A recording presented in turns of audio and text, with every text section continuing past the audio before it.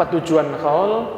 Tujuan haul itu yang pertama mengingatkan hadirin hadirat kepada kematian, bahwa sehebat apapun, sesoleh apapun akan tilar akan meninggal dunia. Yang kedua, manfaatnya haul adanya pelajaran dari orang-orang yang lebih baik. Karena pasti yang dihauli itu adalah orang-orang baik. Tidak mungkin ada haul maling. Ini tidak ada. Haul itu pasti orang soleh, dan itu adalah kemudahan dari Allah yang diberikan kepada hambanya. Kemudian yang ketiga, manfaat haul itu diantaranya kumpulnya orang dalam keadaan zikir kepada Allah. Karena sering kita bertemu teman-teman yang lama, ukhuwah yang dari jauh, kalau dikumpulkan di dalam majelis haul seperti itu, mengenang orang baik supaya kita bisa mengikutinya. Makanya saya kalau pengajian lebih tertarik untuk menceritakan amal para wali daripada menceritakan karomahnya. Karena yang bisa ditiru itu amalnya, bukan karomahnya. Understand? Nah, ada seorang wali, contohnya murid Nabi Sulaiman, mindahkan singgasananya Balqis dari Sabak ke depannya Nabi Sulaiman sekejap mata. Nah itu kan karena dia soleh. Nah kita mau niru transfer singgasana itu kan susah kalau mau ditiru. Tapi kalau istiqomah sholatnya, istiqomah ninggal maksiat, itu bisa ditiru. Sehingga menceritakan kehebatan, keistiqomahan wali itu lebih pas daripada hanya menceritakan karomahnya saja. Kecuali kalau dalam majelis intern, memang yang hadir ini jelas, faham, ngerti, lah itu tidak ada masalah, supaya kita semakin cinta kepada wali. Tapi kalau zaman viral seperti ini, masuk video jangan macam-macam. Karena kasihan yang melihat kalau dia belum siap melihat atau memahami bahwa seorang yang soleh diberi karomah oleh Allah, dia merasa itu tidak mungkin, ingkarnya itu bisa membuat dirinya semakin jauh dari Allah. Ya, paham ya?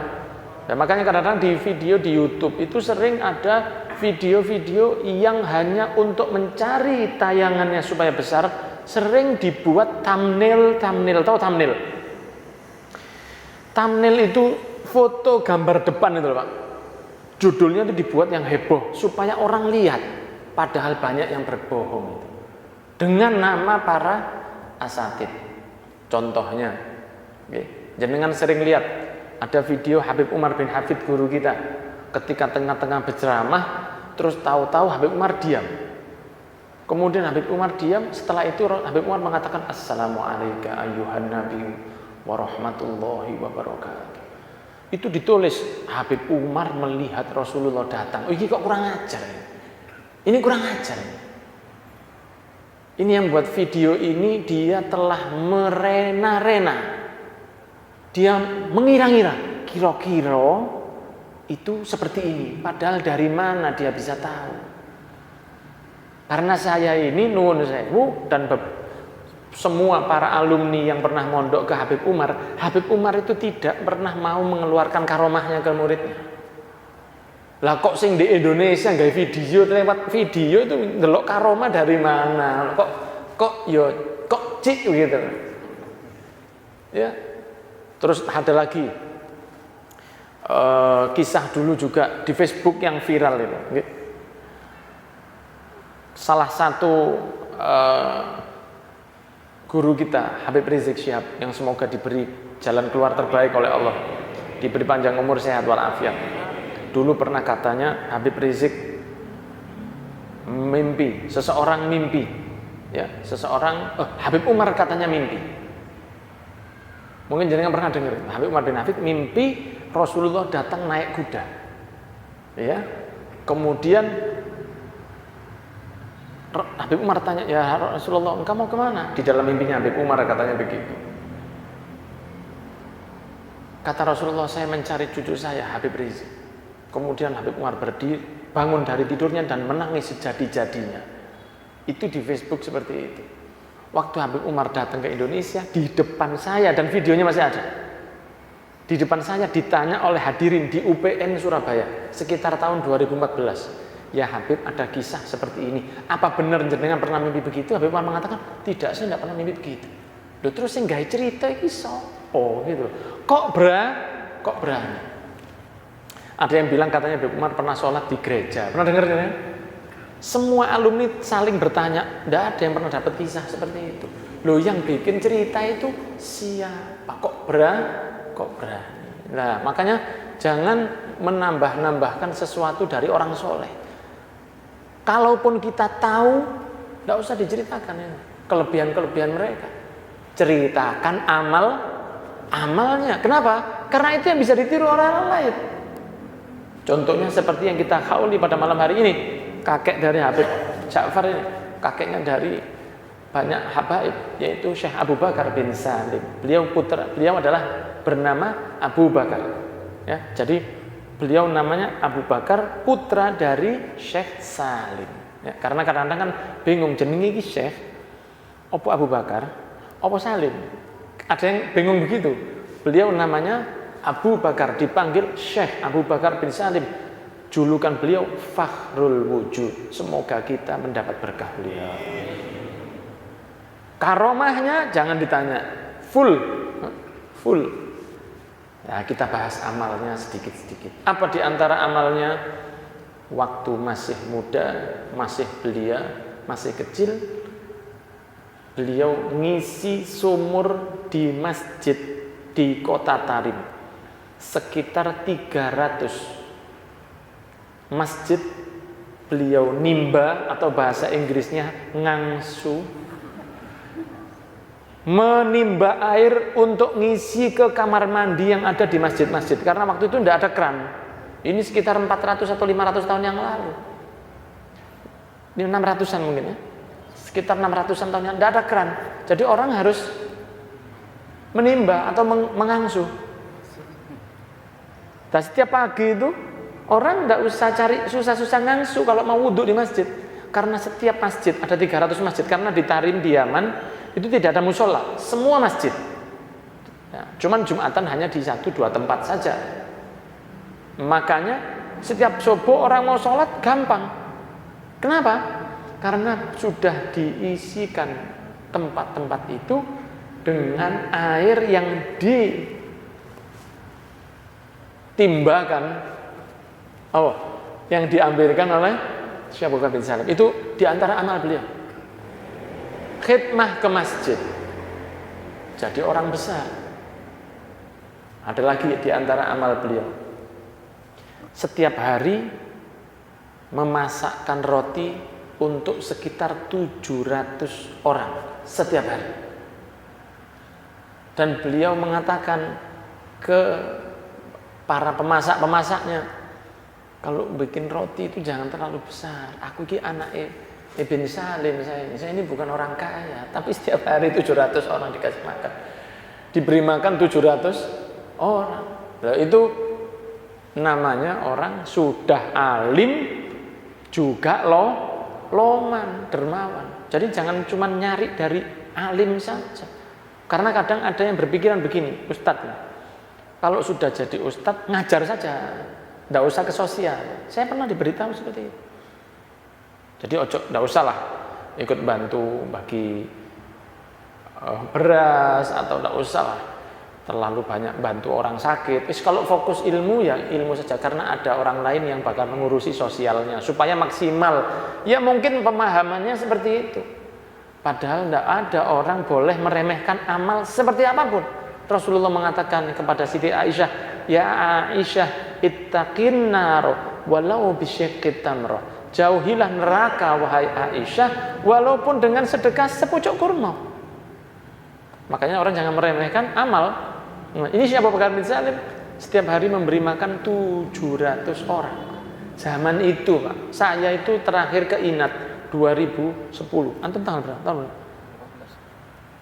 Padang Pasir, kota mati, Pak. 2018. Sekarang ya begitu. Apalagi sekitar 600-700 tahun yang lalu. Ya apa kira-kira? Istiqomah, tidak ninggal hal-hal yang buruk, dan memiliki karomah yang luar biasa. Tapi yang perlu kita tiru istiqomahnya. Kalau sholat semua ya jangan ditanya. Sudah pasti luar biasa. Dan rahmatnya kepada umat itu sangat besar. Perhatiannya kepada muslimin itu sangat besar. Semoga bisa niru. Juga yang kita kholi pada malam hari ini adalah Al-Habib Abu Bakar bin Muhammad As-Saqqaf Gresik. Seorang wali besar. Amal jangan ditanya. Karomah, kalau saya cerita asik-asik karomahnya. Tapi kita bahas amal supaya bisa niru. Apa diantaranya? Istiqomah menghatamkan kitab Ihya setiap kali, setiap tahun sekali, sampai hatam 40 kali. Jadi 40 tahun istiqomah. Loh, ini kan berat. Bocor terus. Lah hadirin itu biasanya tidak senang kalau sudah diterangkan.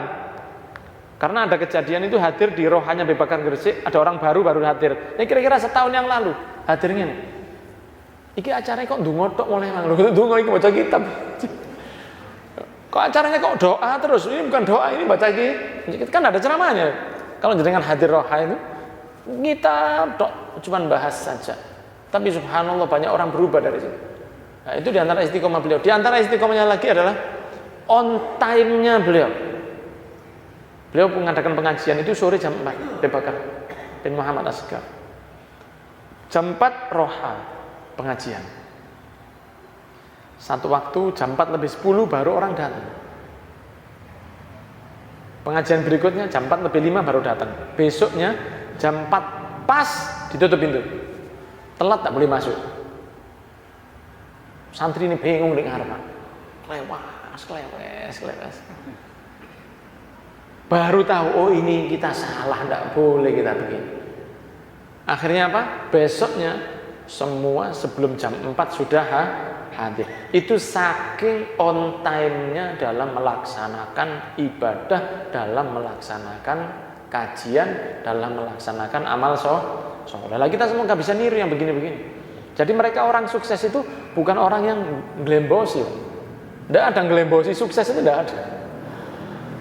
Orang tidak maksimal sukses itu tidak bisa. Sudah sunnatullah, aturan Allah, harus ada usaha. Nabi Muhammad SAW itu semakin sukses setelah diusir dari Mekah. Padahal Rasul harus dengan cara seperti itu. Nabi Muhammad yang tidak pernah dosa pun harus begitu. Apalagi yang potongannya ini surga nunut kenapa gak katut. Nah, seperti kita nih ya, apalagi. Itu Abu Bakar bin Muhammad As-Saqqaf. Semoga kita mendapatkan berkahnya. Ini kan manaqib tipis-tipis ini. Satu lagi Habib Muhammad bin Husain Ba'abud di Lawang, kakek saya. Termasuk satu wali, masya Allah alim. Apa diantara keistimewaan beliau? Ngajar mulai umur 13 tahun. Tadi mulai umur 13 sudah ngajar. Jadi umur 13 sudah alim sudah. Jadi ngajar mulai umur 13 tahun sampai wafatnya. Sekitar hampir 90 tahun usianya. Jadi sekitar 80 tahun itu hidupnya buat ngajar terus.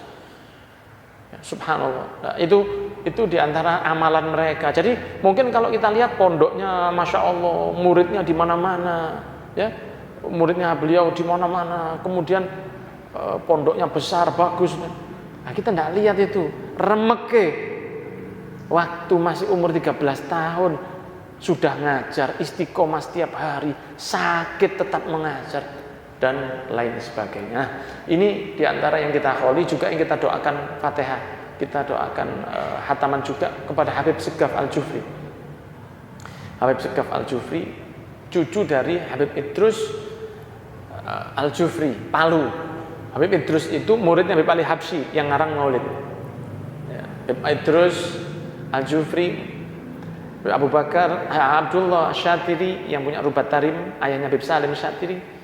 Kemudian Habib Abdul Qadir Bilfaqih Darul Hadith, muridnya Habib Ali Habsyi. Habib Abu Bakar As-Saqqaf tadi yang saya ceritakan, muridnya Habib Ali Habsyi juga. Muridnya Habib Ali Habsyi luar biasa. Habib Muhammad bin Ahmad Al-Muhdor Bondowoso. kemudian Habib Muhammad bin Idrus Al-Habsyi, semua jadi orang-orang yang luar biasa. Ya, gurunya luar biasa, muridnya luar biasa. Kalau jenengan ke kota Sewun suatu saat nanti semoga insya Allah, ya, itu di rubatnya Habib Ali Habsyi itu ada stempel-stempel wali-wali yang dari murid alumni dari rubat Sewun itu. Jadi ada nama-namanya, logonya itu Abu Bakar bin Muhammad As-Segaf, alumni pondok ini. Tadi wali kutub Pak, number one, best of the best. Gantian itu masa-masa itu, diantaranya Habib Idrus Al-Jufri. Ya, Habib Idrus Al-Jufri. Diantaranya Habib Idrus Al-Jufri itu lakonane apa? Beliau datang dari Yaman, datang ke Palu. Palu Pak. Saya pernah ke sana, alhamdulillah ke Palu. Palu tuh indah. Ya cuman mungkin tidak dirawat seperti Batu. Palu itu istimewa. Gabungan antara gunung dan laut itu nyambung begini. Pantai itu hampir 60 kilo. Pantainya, istimewa Palu, bagus sekali. Dan saya ngaji dulu di Darut Tauhid. Saya, Habib Jamal, Habib Abdul Qadir, Maulad Dawila, alumni Darut Tauhid. Darut Tauhid dulu yang ngajar Ustaz Abdullah bin Awad Abdul. Ustaz Abdullah bin Awad Abdul, muridnya guru tua, yakni Habib Idrus Al-Jufri. Sanatnya seperti itu. Nah itu Habib Idrus itu, dulu waktu baru datang, orang Palu kan waktu itu kan masih awam. Sekitar tahun 1900-an, awam. Jadi kalau habis makan, piring itu dilempar. Ya mungkin piring seng atau piring plastik. Jadi kalau pengajian yang hadir diberi makan, sudah makan, piring digawe, piring terbang. Ada yang usul, Habib, jangan dikasih makan sudah orang-orang itu. Ya, jangan dikasih makan. Dikasih mangan, wis gak dikorai, dibuang piringnya. Nah ini kan perlu divaksin yang seperti itu. Santri-santri yang perlu divaksin, wis gak nyumbang, diberi makan, piringnya dibuang. Itu beliau bilang, jangan, kasihan. Biar kita beli piring lagi. Sampai akhirnya seperti itu. Yaitu mereka berat. Ya. Sekarang beliau ini mendapatkan panen dari amal-amalnya. Nah, semoga kita ini bisa meniru.